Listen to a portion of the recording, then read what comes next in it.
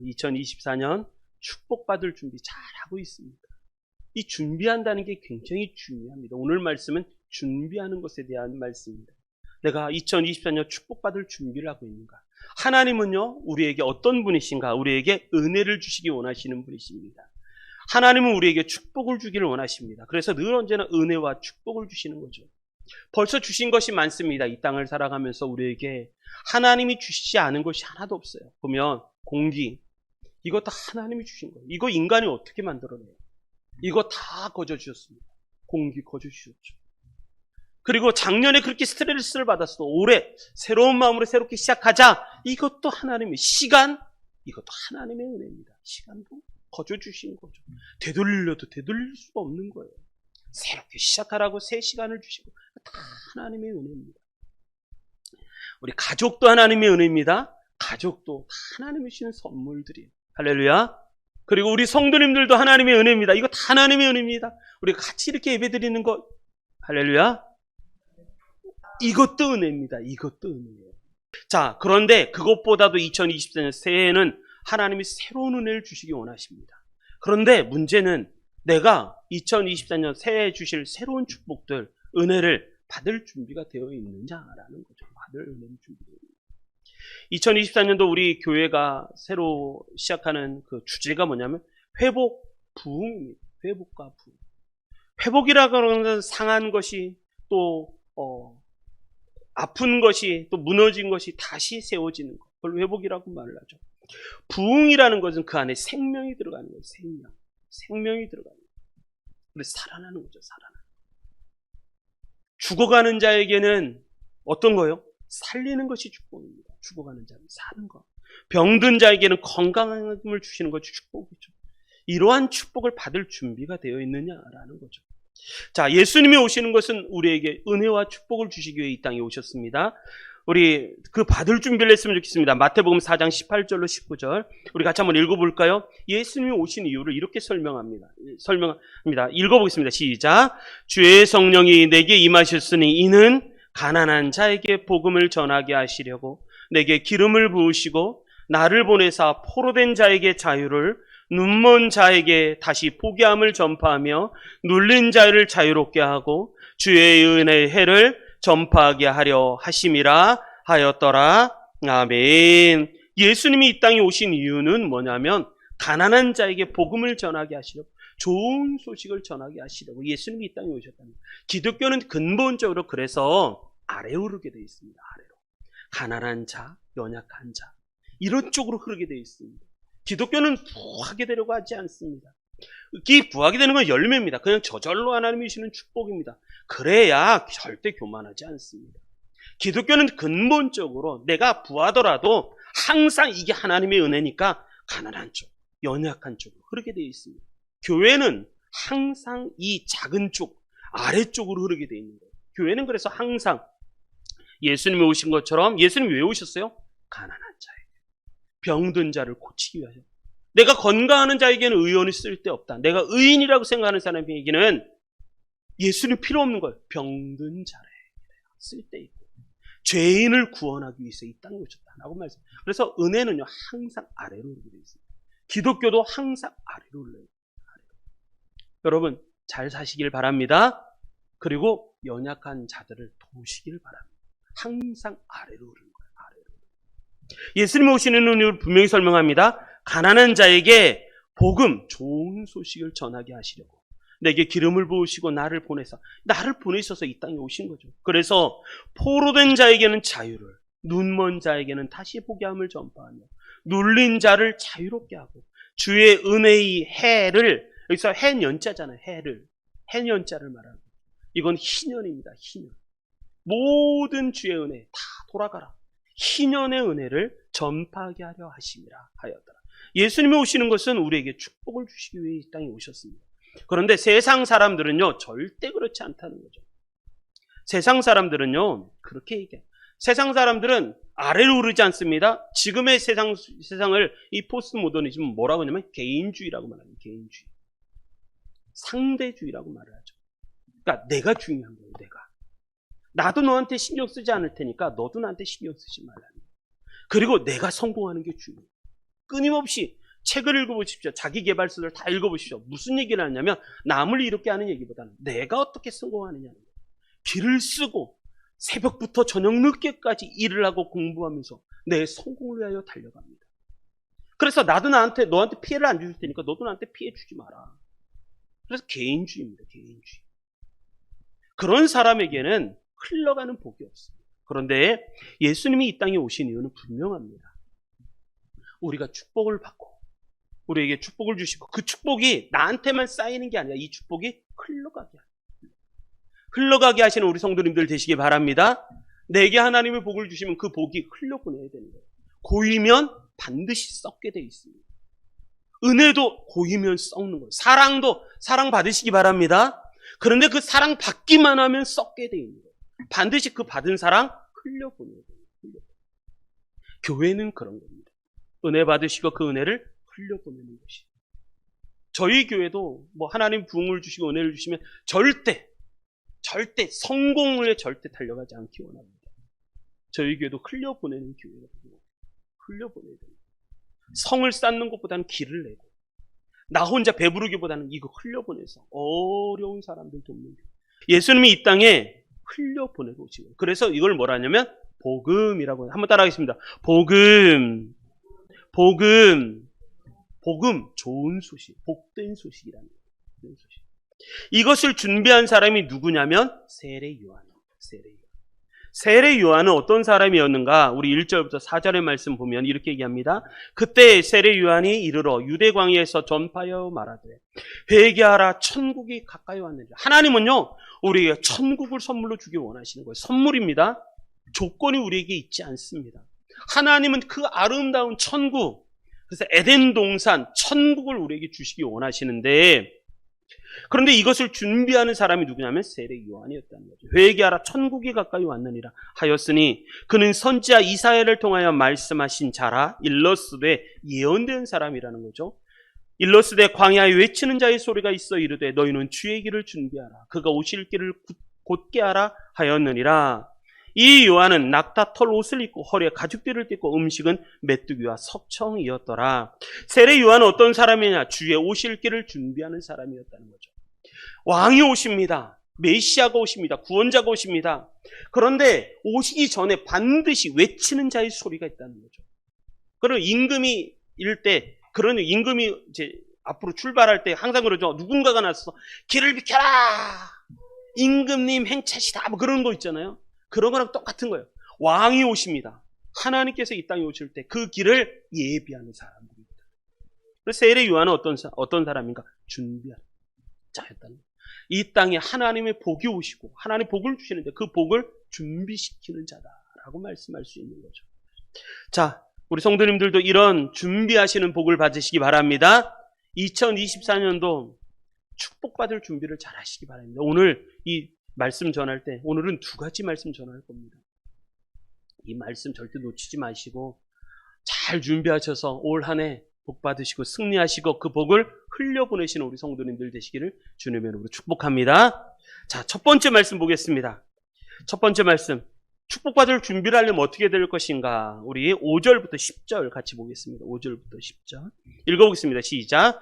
이때 예루살렘과 온 유대와 요단강 사방에서 다 그에게 나와 자기의 죄를 자복하고 요단강에서 그에게 세례를 받더니 요한이 많은 바리새인들과 사두개인들이 세례 베푸는 대로 오는 것을 보고 이르되 독사의 자식들아 누가 너희를 가르쳐 임박한 진노를 피하라 하더냐.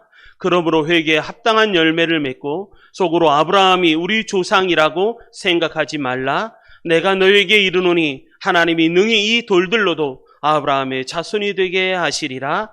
이미 도끼가 나무 뿌리에 놓였으니 좋은 열매를 맺지 아니하는 나무마다 찍혀 불에 던져지리라. 아멘. 첫 번째, 2024년 하나님이 우리에게 축복을 주시기 원하는데 그 축복을 받으려면 어떻게 될 것인가? 첫 번째, 그건 뭐냐면 나를 변화시켜야 된다. 나를 변화시키는 게 가장 먼저입니다. 나를 변화시키지 않으면 하나님께서 주실 축복의 은혜를 받을 수가 없습니다. 우리는 그걸 뭐라고 그러냐면 회개라고 말합니다. 회개. 모든 것이 새로워지는 가장 좋은 방법, 우선한 방법은 내가 먼저 새로워지. 내가 먼저. 그러니까 나를 변화시키는 사람이 가장 중요하다는 거죠. 어떤 사람이 대단한가 이렇게 보고 있으면 정말 어떤 사람이 대단한가, 이 사람은 진짜 대단한 사람이다, 제가 인정할 수밖에 없는 사람이 있습니다. 그 사람은 어떤 사람입니까? 매일같이 나를 새롭게 변화시키려고 하는 사람. 그 사람은 정말 대단한 사람입니다. 그 사람은 반드시 승리할 수밖에 없습니다. 인간은요, 근본적으로 익숙해지는데 이게 아주 도 같은 사람들입니다. 인간은 변화되기보다는 익숙해지려고 합니다. 익숙해지려고 합니다.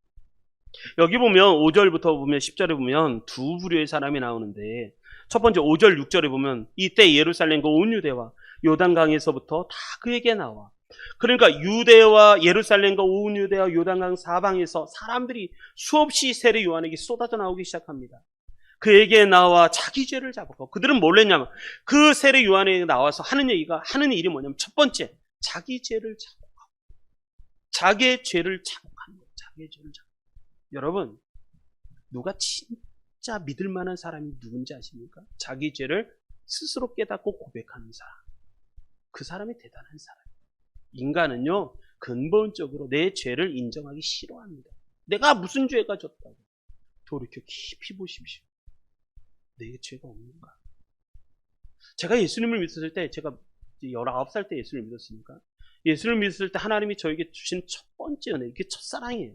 첫 번째 은혜가 뭐였냐면 내 안에 죄를 깨닫게 하시는 거였어요. 하나님의 은혜를 받잖아요. 그럼 첫 번째 깨달아지는 깨달음은 뭐냐면 내 속에 있는 죄가 보이기 시작해요. 내가 하나님 앞에 얼마나 울었는지 몰라요. 저희 아버지가 초등학교 5학년 때 돌아가셨어요.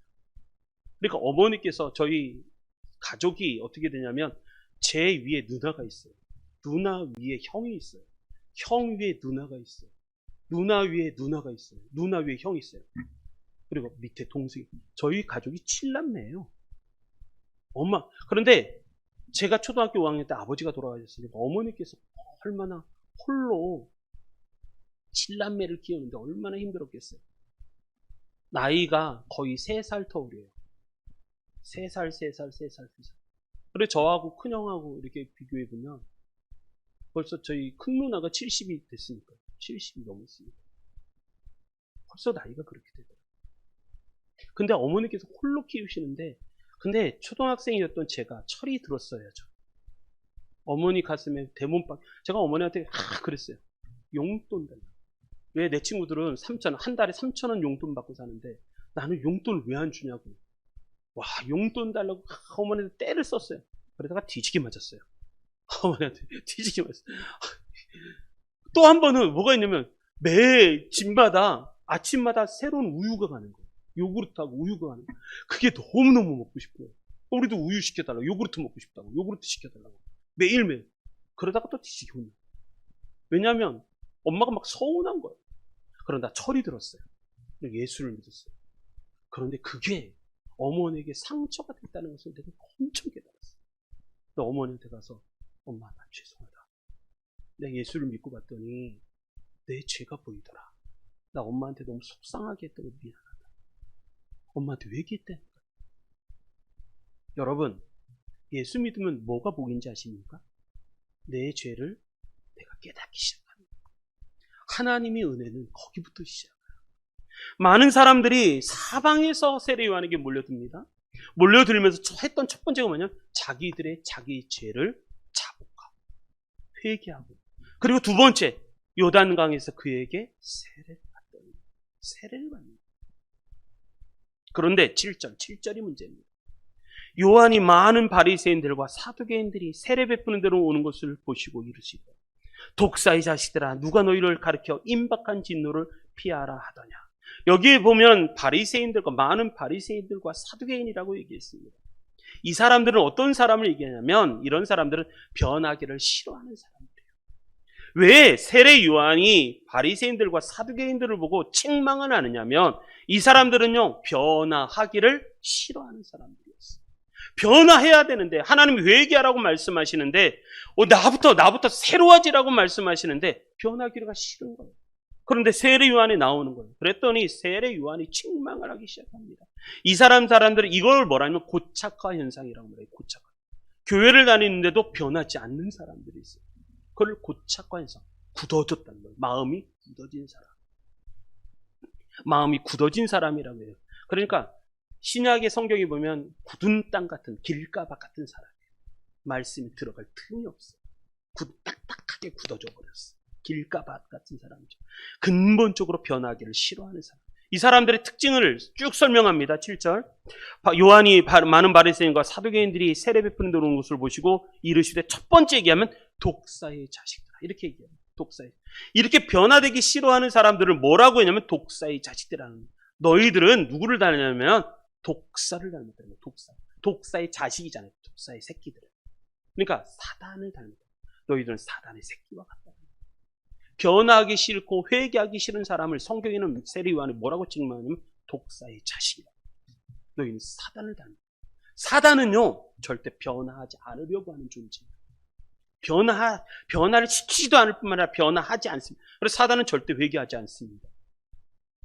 어떤 사람을 봤을 때 좋은 사람이 누구냐, 좋은 사람을 이게 딱 판단하는 방법은 좋습니다. 그건 쉽습니다. 뭐냐면 늘 새로워지려고 애를 쓰고 변화하려고 애를 쓰고 자기 죄를 자복하고 회개하고 나 잘못했어 라고 용서를 구하는 그 사람이 진짜 괜찮은 사람.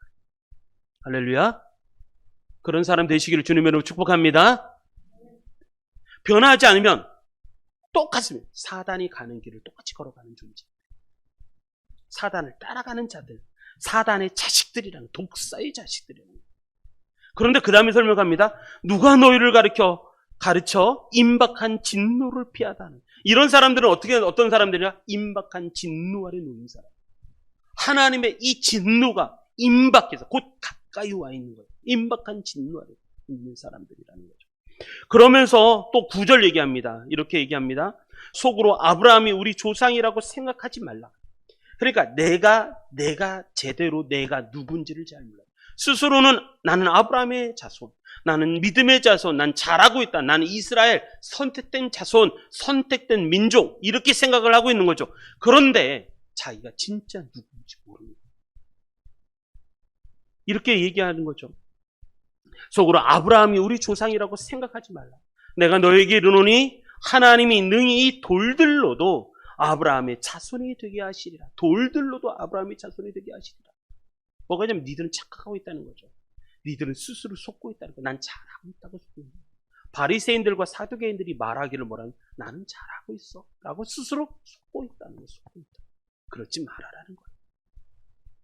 그리고 네 번째 10절 이렇게 얘기합니다. 이미 도끼가 나무 뿌리에 놓였으니, 도끼가 어디에 놓였어요? 나무 뿌리에 놓여있어요. 좋은 열매를 맺지 않은 나무마다 찍혀 불에 던져 반드시 심판을 받게 되어 있다. 심판을 받게 되어 있다. 이런 사람들이 누구냐면 많은 바리새인들과 사두개인들이었다. 이 사람들의 특징은 분명합니다. 변화하기를 싫어하는 사람, 회개하기를 싫어하는 사람. 그래서 제가 올해 들어서 예배 시간이, 예배 순서가 좀 바뀌면서 하나님 앞에 기도하면서, 하나님 일주일에 딱 한 번 드리는 주일 예배인데 이 시간이 은혜의 시간이 되겠는데 어떻게 하면 좋겠습니까? 그러다가 하나님이 마음을 주셨는데 그게 뭐냐면 회개하는 마음, 나를 변화시켜 새 사람이 되게 하옵소서. 참회의 기도의 기도문이 첫 번째 기도의 문이에요. 나를 변화시켜 새 사람이 되게 하옵소서. 제가 그 회개의 기도를 준비하면서 하나님 앞에 순서를 어디다 집어넣고, 그것도 기도를 진짜 많이 했어요. 근데 이 회개 기도를, 참회 기도를 하는데 너무 은혜가 돼요. 예배 시간은 무슨 시간인가 분명합니다. 내 마음을 변화시켜서 새 사람이 되게 하는, 그게 예배의 시간입니다. 예배 시간. 자, 새로운 사람이 되시기 바랍니다. 묵은 거, 옛 거, 어제까지 내가 잘못했던 거 다 털어버리시고 완전히 새롭게 변화되셔서 새롭게 나가시는 우리 성도님들 되시기 바랍니다. 그래서 회개는 축복입니다. 따라하겠습니다. 회개는 축복이다. 다시 한번, 회개는 축복이다. 모든 축복은요, 뭐부터 시작하냐면 회개할 때, 회개의 문이 열릴 때 그때 시작이 됩니다. 절대 회개하지 않으면요 축복이 시작될 수가 없습니다. 그래서 뭐가 있냐면, 내가 하나님 앞에 눈이 떠져야 돼요. 내 죄를 깨닫게 하여 주옵소서. 그리고 그 죄를 내가 회개하게 하여 주옵소서. 그게 시작입니다. 그게 시작. 내가 잘 가고 있는지 못 가고 있는지 그거 뭘로 아느냐? 회개하느냐 못하느냐. 그거 보면 알아요. 영국 웨일즈라는 지방이 있습니다. 영국 웨일즈라는 지방은 위대한 부흥이 일어났던 지방이에요. 그런데 이 웨일즈에 부흥이 여러 번 있었는데 한 부흥은 이렇게 시작됐습니다. 한 작은 교회에 기도하던 어떤 부인이 있었습니다. 작은 교회에 기도하던 어떤 부인이 하나님 앞에 기도를 하다가 이 부인이 무슨 기도냐면 주기도문을 하고 있어요. 주기도문을 이렇게 읽다가 그 주기도문을 다 끝내지 못하고 있었습니다. 기도를 하는데 주기도문으로 기도하는 거예요. 끝내지를 못했습니다. 하나님, 우리가 우리에게 죄진 자를 사여 준 것 같이, 우리의 죄를 사여 준 것 같이, 그리고 나서 더 이상 기도가 나아갈 수 없는 거예요.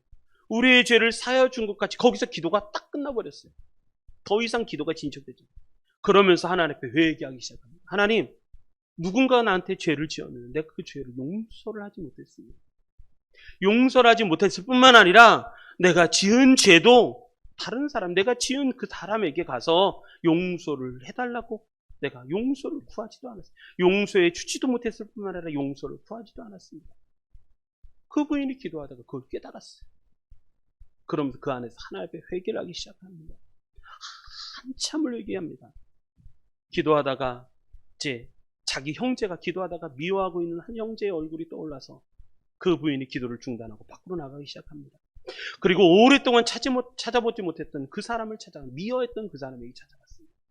찾아가서 그 사람에게 이런 얘기를 합니다. 자신의 잘못에 대해서 용서를 빌기 시작합니다. 내가 당신을 사랑하지 못했음을, 내가 당신을 이해해 주지 못했음을 나를 좀 용서해 주십시오. 이게 내 죄였습니다. 나를 용서해 주십시오.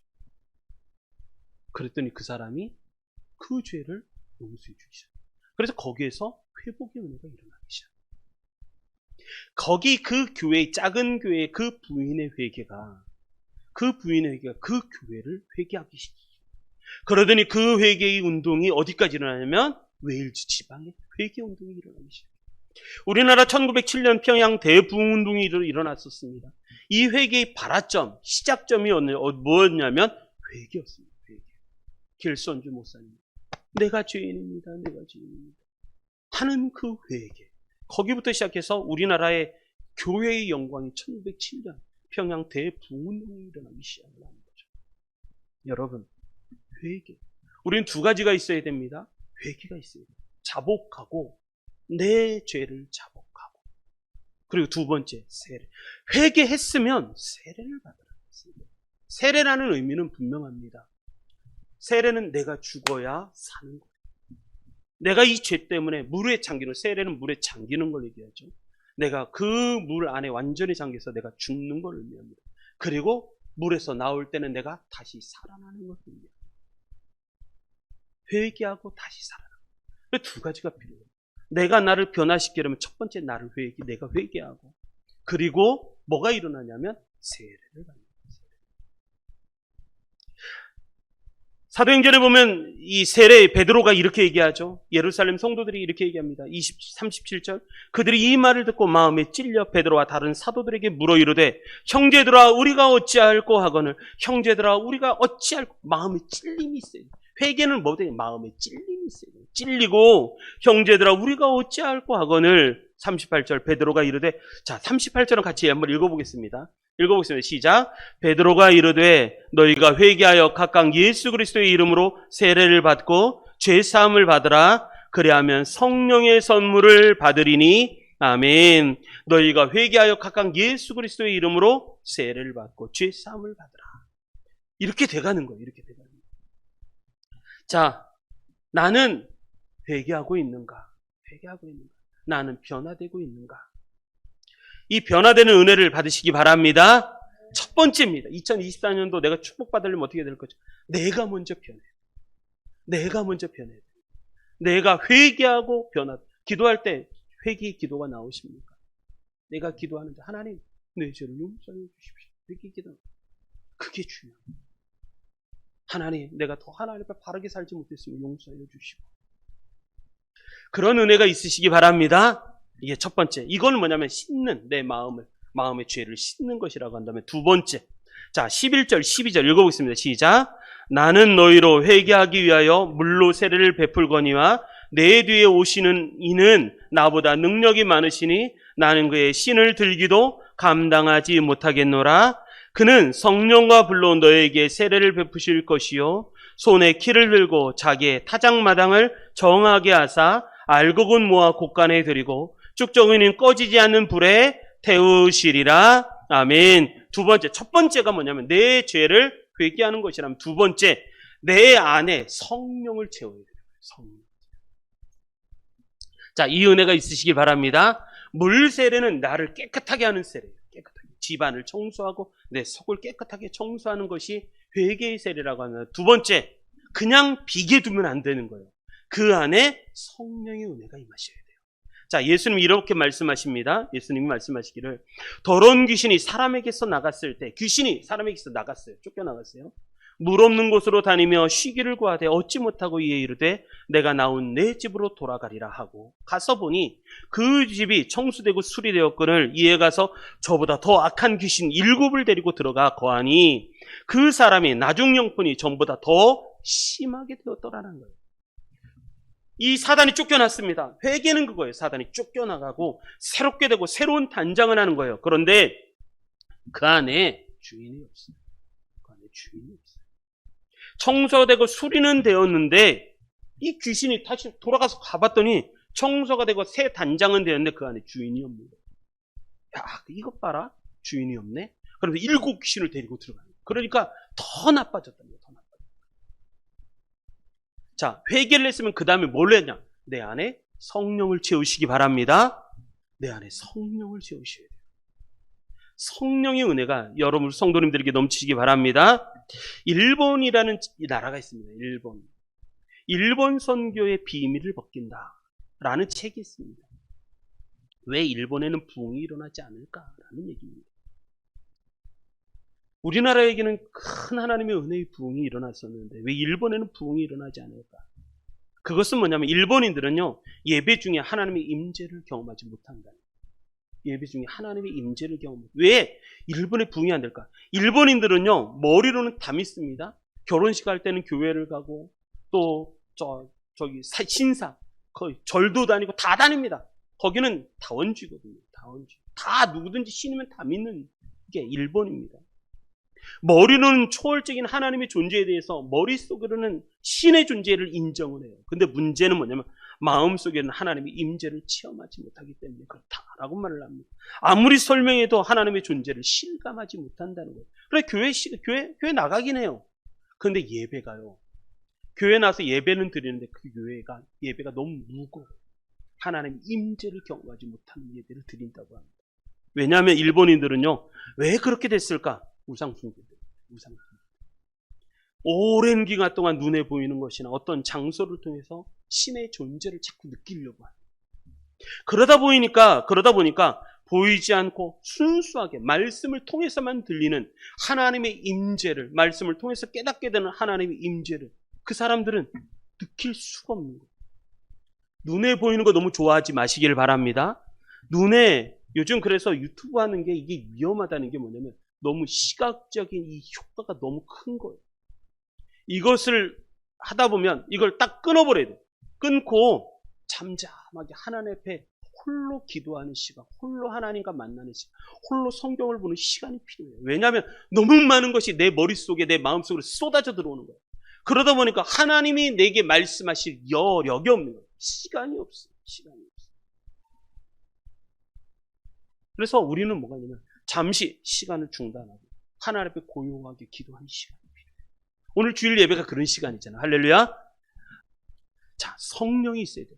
우리가 깨끗하게 청소가 되면 그 다음에 임하는 게 뭐냐면 성령을 받아야 돼요. 그래서 사도행전 2장 17절에 이렇게 말씀하시죠. 이것은 하나님의 약속이었어요. 성령은 약속이었습니다. 하나님이 반드시 성령을 주시리라 약속하신 사건이에요. 사도행전 베드로가 이렇게 합니다. 하나님이 말씀하시기를 말세에 내가 내 영을 모든 육체에 부어주고, 모든 육체에, 누구든지 하나님의 성령을 주시겠다는 거예요. 그러면서 너희 자녀들은 예언할 것이요, 너희 젊은이들은 환상을, 너희 늙은이들은 꿈을 꾸리라. 이건 하나님이 우리에게 주신 약속입니다. 누구든지 성령을 받는 거예요. 우리의 자녀들이 성령 받으면 예언을 한다는 거예요. 너희 젊은이들은 성령 받으면 환상을 보고, 너희의 늙은이들은 꿈을 정리하는 시간이 아니라 새로운 꿈을 꾸는 새로운 존재가 된다는 거예요. 이게 사도행전 2장의 약속. 이게 교회의 탄생 아닙니까? 교회의 탄생은요, 뭐부터 시작했냐면 성령의 임재하심부터 시작했어요. 우리 올 한 해 어떻게 시작해야 될까요? 목사님, 올 한 해 어떻게 시작해야 될까요? 라고 물으면 분명합니다. 성령의 임재하심으로 시작하시길 바랍니다. 내 힘으로 시작하면 이겨내갈 방법이 없어요. 성령이 내 마음속에 기름 부어 주셔야 돼요. 그래야 성령의 불이 임해요. 성령의 불이 임해야 승리할 수가 있습니다. 그래서 예수님이 이렇게 얘기하시는죠. 너희가 악할지라도 좋은 것을 자식이 줄 줄 아는데 하물며 너희 하늘 아버지께서 구하는 자에게 성령을 주시지 않겠다는 거예요. 그러니까 성령을 구하시기 바랍니다. 올 한 해는 성령이 일어나야 부흥이 일어나고 성령이 임해야 회복의 은혜가 임하게 되어 있습니다. 성령 받으시길 바랍니다. 성령이 임하시면 우리에게 나타나는 4가지 현상이 일어나요. 성령이 우리에게 임하시면 4가지 현상이 일어나는데 첫 번째가 뭐냐면 거룩함의 회복이에요. 거룩함. 성령이 임하시잖아요. 그러면 내 안에 거룩함을 사모하기 시작해요. 거룩해지기 시작해요. 이건 뭐냐면 더러운 죄가 다 깨끗하게 씻음받는 거예요. 내 안이 거룩해지기 시작해요. 거룩함이 일어나기 시작해요. 저는 늘 얘기하지만 제가 좋아하는 동생 목사님이 있었어요. 저는 그때 그 장면을 잊지는 못하겠는 게, 동생 목사님이 있는데 이제 교회에 들어갔는데 동생 목사님이 하나님 앞에 기도를 하는데 이렇게 기도하는 거예요.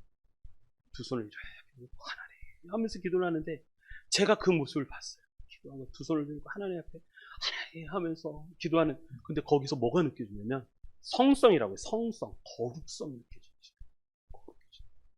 하나님이 거룩하게 임재하시고 계십니다. 제가 그 장면을 잊지 못해서 그 친구를 만날 때마다 그 얘기를 해요. 난 네가 기도할 때 거룩함을 보았다. 제가 그렇게 얘기해요. 여러분, 성령이 임하시면 첫 번째 우리에게 나타나는 현상이 뭐냐면 내 안에 하나님의 거룩함이 임하십니다. 그렇게 거룩함이 임하시면 뭐가 있냐면 더러운 죄로부터 깨끗함을 받고 죄와 싸울 수 있는 힘을 하나님이 주십니다. 거룩함, 내 거룩함을 따라가는 거예요. 죄와 싸울 수 있는 힘을 하나님이 주시고, 두 번째, 성령이 임하시면 내게 나타나는 두 번째, 뜨거움이 생겨요. 불이라고 말하는 것은 뜨거움이에요. 뜨거움. 불이라고 해야죠. 힘이라고 되죠. 거룩함이 임하면요, 성령이 임하시면 차가운 심령이 뜨거운 심령으로 바뀌게 되어 있어요. 이게 은혜입니다. 지금 냉랭하십니까? 우리가 하나님 앞에 하나님과의 관계가 냉랭하고 차갑습니까? 성령이 임하시면 그 관계가 뜨거워지는 관계가 돼요. 뜨거워지는 관계. 인간도 서로 만나서 살아가면 불 붙는다고 하잖아요. 눈에 콩깍지 씌었다고 하잖아요. 거기 불이 붙게 돼 있는데 우리가 하나님의 성령을 받으면 그 안에 뜨거움이 없겠냐고. 뜨거움이 생기죠. 이건 단순히 열정 이런 걸 넘어서는 거예요. 이것은 확신과 자신감이에요. 내가 가는 길이 틀리지 않았다는 그런 확신, 흔들리지 않는다는 확신, 의심을 확신으로 바꿔주는 그 확신. 내가 사망의 음침한 골짜기의 길을 가릴지라도 내가 해를 두려워하지 않는 그러한 용기, 자신감, 그것을 얘기하는 거예요. 그리고 나는 절대 세상이 아무리 천금을 주어다도 난 절대 예수님을 바꾸지 않는다는 그러한 믿음의 확신, 그 뜨거움을 주시는 거예요. 뜨거움.